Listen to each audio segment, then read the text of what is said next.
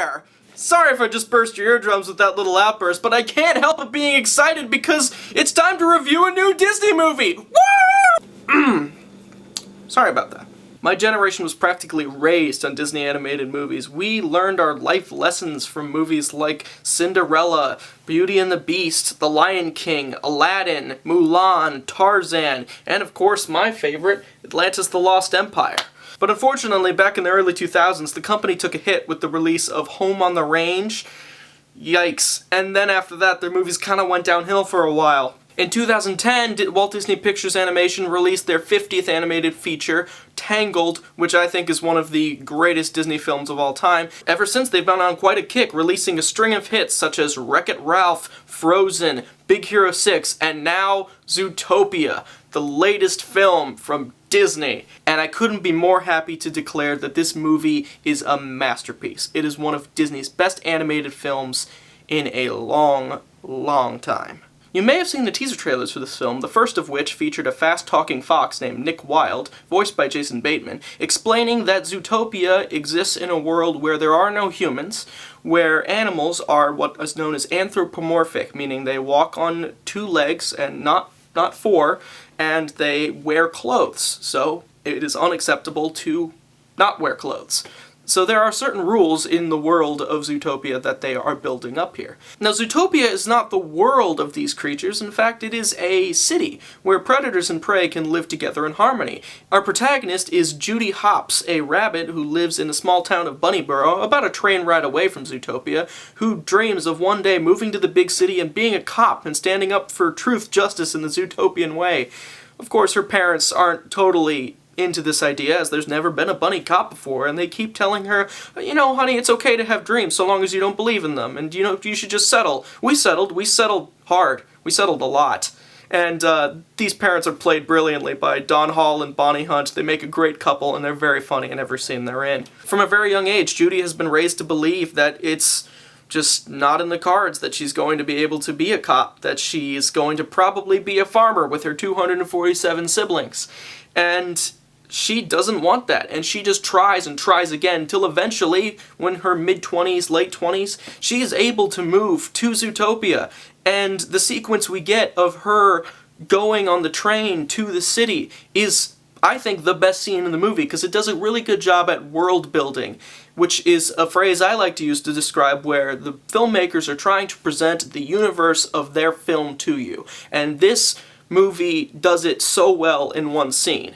And the thing that I wanted most out of this is that the whole idea of Zootopia, a city where anthropomorphic animals inhabit, I want to see that. I want to understand what this world is like. And in one scene, Judy is looking out of this dome of this train and clicks on her iPod Shuffle. The train just goes through the desert district and this tundra district and the rainforest district, and you just see all these different elements of the way the Zootopians live in this society. And it's so interesting and beautiful. You have to see it for yourself. That scene alone is worth the price of admission. Now, Judy graduated at the top of her class at the Academy, and the mayor of Zootopia, voiced by J.K. Simmons as a lion, which is great, stations her in City Center. She's the first bunny cop ever, and she gets to go to City Center. She's overjoyed. Judy gets a small apartment with stained walls and smelly sheets and some neighbors that argue all the time, and she's just overjoyed that she's able to be on her own, that this is the full experience of somebody growing up. She's able to Skype her parents on her cell phone. This movie's very modern. I actually really like that about that. It's just very... there's a reference later in the movie to who listens to CDs anymore? And I was like, that's really true. I like that. It was great. The next morning, she gets up bright and early at 5:30 a.m. and it goes on her first day as a police officer for Zootopia underneath the really intense Chief Bogo, an ox who's voiced by Idris Elba.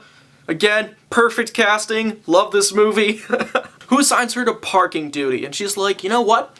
I'm gonna give like 200 tickets just before noon. That's what I'm gonna do. And she does it. These was my favorite parts of the movie, actually, is just her acclimating the city, and just the whole concept of Zootopia was my favorite thing about the movie, and that was when I was most invested in what was going on. What eventually happens is a case is dropped into Judy's lap about an otter who has gone missing, whose wife really desperately wants him to come home, and being that she has challenged authority one too many times, Chief Bogo decides to say, you have 48 hours to find the otter, or you quit, you turn your badge in. With that challenge set, Judy has only one lead into the investigation, and that is a fast-talking con artist fox named Nick Wilde that she met earlier in the film. Judy finds a way to force him to work with her, and now Predator and Prey must team together to uncover this great mystery and encounter a nudist colony, the DMV, and the Mafia in the process. Now, you may go into this thinking, oh, it's just a family-friendly adventure film, or it's a comedy, but it's much more than that, as you come to realize as the plot progresses, as things start to get revealed in this conspiracy about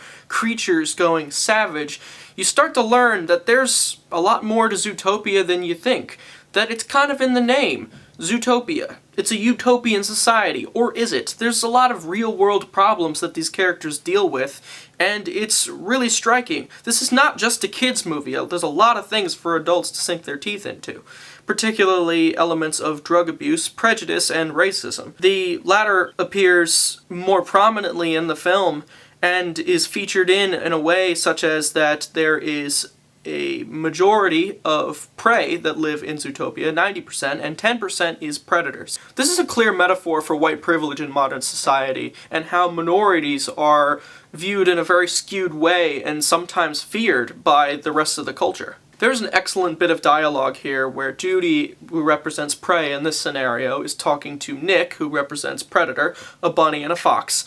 And she's like, it's okay, I know you, you're not like them. He's like, there's a them? And that's a really powerful bit of writing. I mean, just imagine how that same conversation would be back in the 60s, where a white person was friends with a black person, and they're like, it's okay, you're not like them. It's like, hello?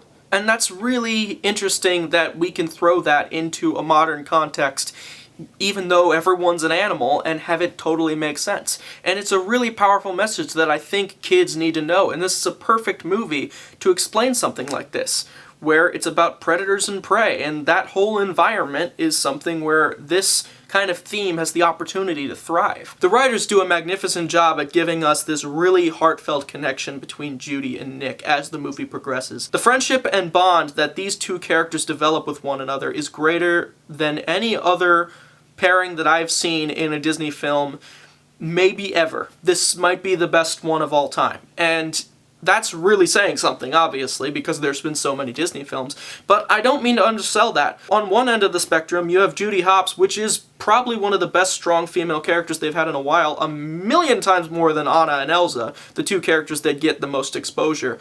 Judy is just amazing compared to them.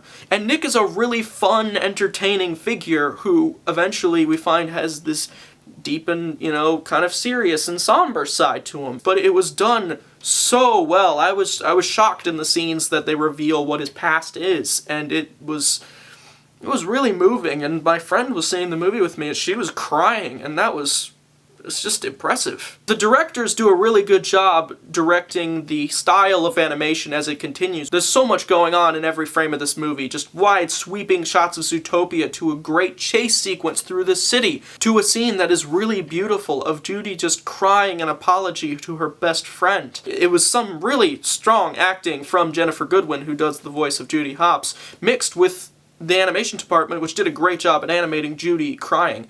It's under a bridge. You'll know what I'm talking about. It's just striking.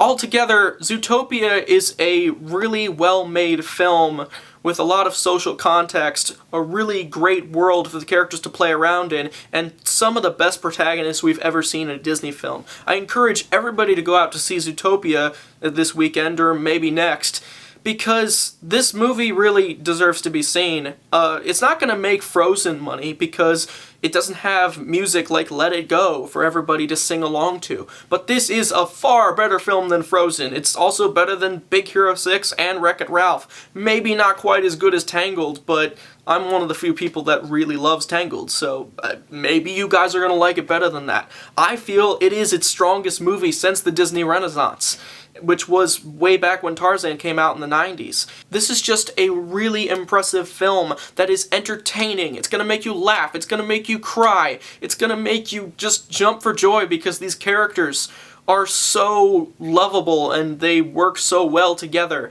And it's one of the best animated movies I've probably ever seen in my life. And this absolutely gets a 10 out of 10. Disney movies usually come out in November, as Moana will this November. Last year we didn't get a Disney movie. This year we get 2. Please don't let this one go under the radar. It is a masterpiece of filmmaking, and it really deserves to be seen. Go check it out. You're gonna have the time of your life. Thank you so much for watching, and if you like this video, you can click the subscribe button up above my head to check out videos as they come out, or you click any of the links below to see any of the other videos I've done. I'm going to be starting my Zack Snyder series soon of his movies that he's made leading up to the premiere of Batman vs. Superman: Dawn of Justice, starting with a badly lit review of 300 that'll be coming out very shortly, so be sure to check that out when I release it. Thanks again, I hope you had a great day and have a spectacular tomorrow. Maurice LaMarche does a really good job as Mr. Big, who's the shrew head of the mafia. I like that there's a mafia in this. I'm like, okay, so we have organized crime in Zootopia. What do they do to cause crime? Do they I want to see a scene in a sequel for this movie where there's a ton of polar bears that just go into a bank and they have machine guns and they're just cutting people down and they steal money. It's never going to happen, but it would be so much fun. The fan fiction for this movie is going to be crazy.